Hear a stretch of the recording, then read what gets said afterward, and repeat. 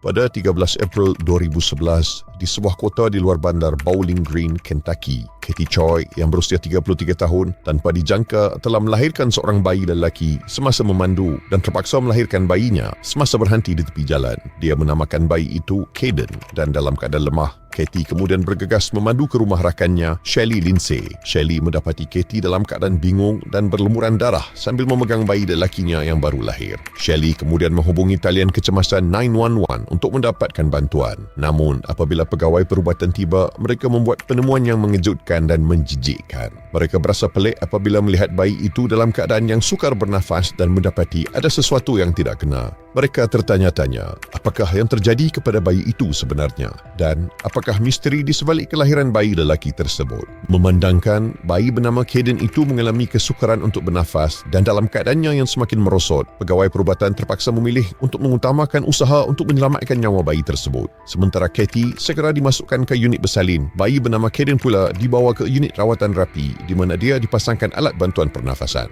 Doktor yang merawat Caden menjelaskan bahawa suhu badannya adalah sangat rendah sehingga peralatan mereka tidak dapat mengesan suhu badan bayi malang tersebut. Namun pemeriksaan terhadap Katie adalah yang paling membimbangkan. Hasil pemeriksaan kesihatan Katie mendapati tiada apa-apa masalah sebenarnya dan semuanya kelihatan normal bagi seorang wanita yang telah mendakwa dirinya melahirkan bayi. Hasil imbasan ultrabunyi pada rahim Katie mendapati tiada tanda-tanda pendarahan dan rahimnya normal seolah-olah dia sebenarnya tidak melahirkan bayi. Hal tersebut sangat membimbangkan pegawai perubatan dan akhirnya mendorong mereka untuk melaporkan kejadian tersebut kepada pihak polis. Sementara berada dalam wad, Katie telah menghantar mesej kepada suaminya iaitu Shannon. Namun, polis negeri Kentucky segera tiba dan membawa Katie untuk disoal siasat. Dalam situasi di mana kaki tangan perubatan membuat penemuan mengerikan itu, Katie tetap dengan pendiriannya bertegas bahawa dia adalah ibu kandung Caden. Dalam keterangannya, dia turut memberitahu bahawa dia menyimpan hasil pemeriksaan ultrasound untuk membuktikannya. Sebelum sesi soal siasat dijalankan, polis telah mengeluarkan waran geledah bagi rumah Katie.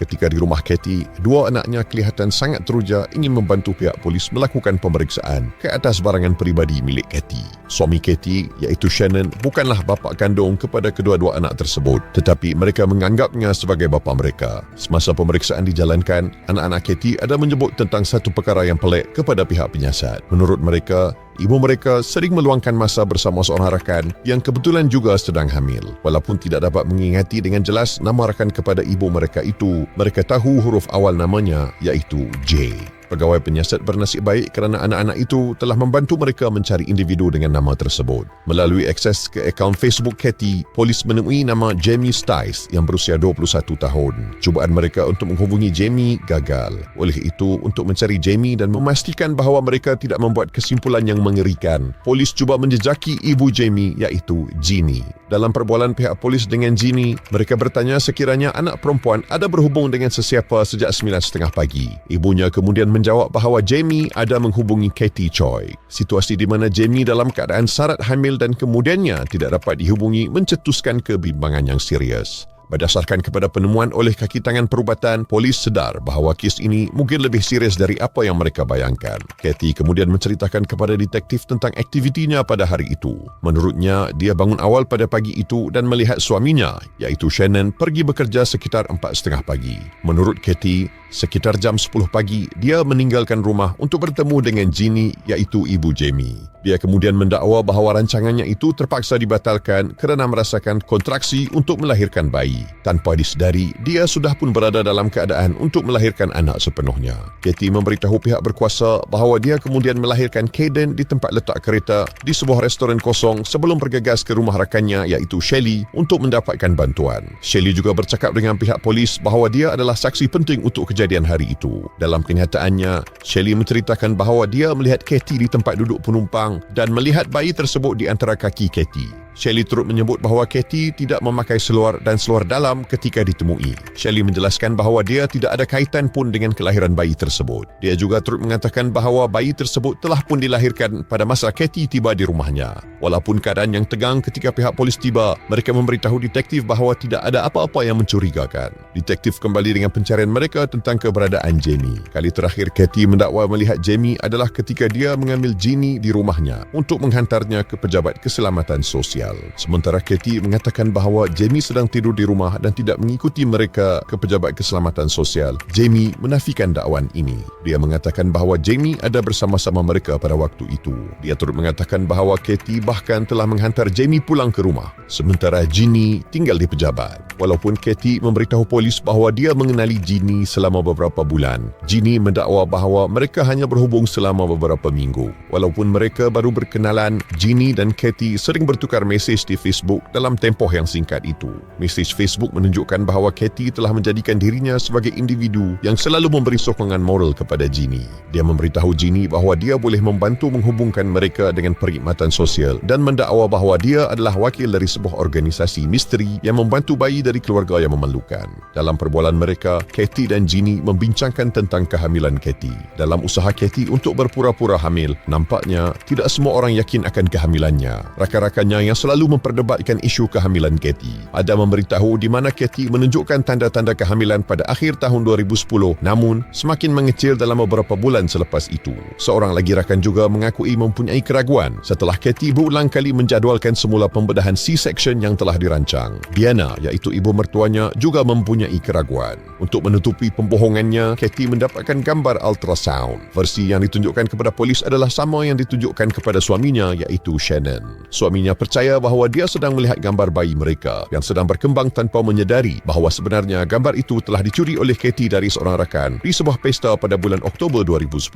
Shannon menganggap bahawa memang Katie sedang hamil. Dia mendakwa merasakan pergerakan bayi dalam perut Katie. Tanpa dia sedari, Katie telah menggunakan alat pengesan jantung fetus dan dengan cara yang meyakinkan, dia berpura-pura mencipta degupan jantung bayi untuk Shannon. Dia turut memintanya meletakkan tangannya di perutnya sambil dia bergerak, meniru gerakan bayi yang sedang menendang. Katie tahu bahawa pada satu ketika, pembohongan dan panggilan telefon tidak akan mencukupi. Akhirnya, dia tahu bahawa dia memerlukan bayi yang sebenar. Tetapi tiada siapa yang dapat membayangkan sejauh mana niatnya untuk merealisasikan perkara ini. Sebagai langkah berjaga-jaga, polis meminta untuk memeriksa rumah Ginny untuk mengesan sekiranya terdapat tanda kehadiran Jamie. Namun, semasa pemeriksaan dilakukan, mereka pula menemui teman lelaki Ginny iaitu Mike yang pada ketika itu sedang bersembunyi dari pegawai di sebuah bilik tidur di tingkat atas. Dalam situasi yang mencurigakan itu, pihak polis mengambil keputusan untuk menyoal siasat Ginny dan teman lelakinya itu secara berasingan. Dalam keterangannya, Jamie mengaku teman lelakinya itu sedang bersembunyi dari pihak polis kerana terlibat dalam kes penyalahgunaan dadah. Pihak polis kemudian memberitahu Ginny bahawa anak perempuannya, Jamie, yang sedang hamil tidak dapat dikesan. Ginny juga dikejutkan apabila diberitahu oleh pihak polis bahawa Katie sebenarnya tidak hamil. Para penyiasat meninggalkan Katie sendirian di dalam bilik dan tingkah lakunya perlahan-lahan berubah menjadi pelik. Dia mula bercakap dengan gambar Jamie yang ditunjukkan kepadanya oleh para penyiasat. Apabila mereka kembali, mereka memberitahunya bahawa bukti jelas menunjukkan bahawa bayi yang didakwa miliknya itu adalah sebenarnya bayi Jamie.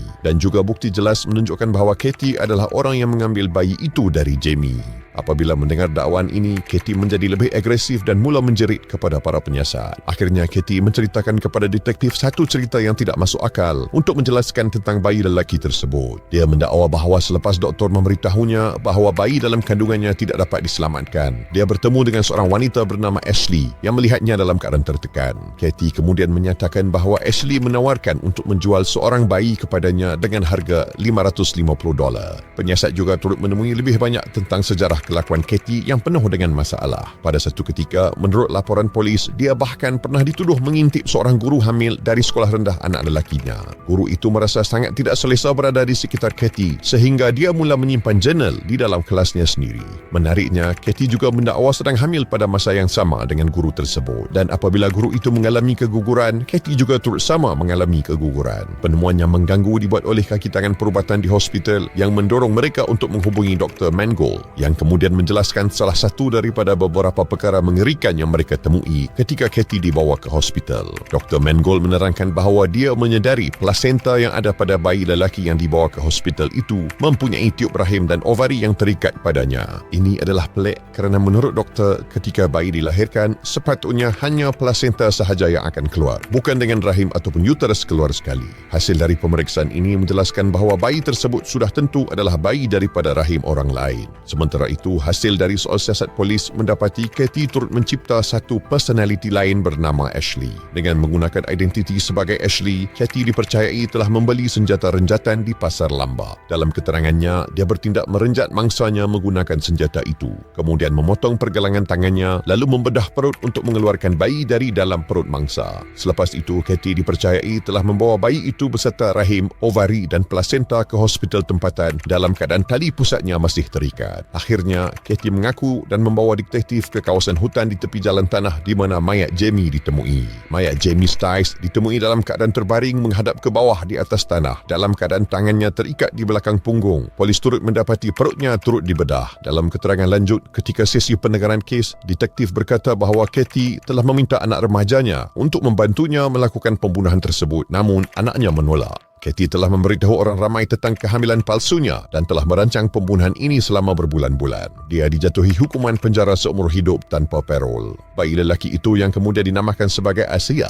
kini menjalani kehidupannya dengan selamat dan tinggal bersama bapanya. Kathy yang terlalu obses untuk hamil telah mendorongnya untuk berbohong dan akhirnya sanggup melakukan pembunuhan yang mengerikan. Kes ini menunjukkan kepada dunia tentang bagaimana sikap obsesi yang berlebihan terhadap sebuah perkara mampu mendorong seseorang untuk bertindak di luar batas dan bahkan sanggup mengorbankan nyawa orang lain semata-mata untuk memenuhi keperluan sendiri. Jangan lepaskan peluang untuk mendalami lebih banyak kes-kes yang menggemparkan. Setiap kisah membongkarkan misteri akan membuatkan anda terpegun. Jaga diri dan keluarga anda.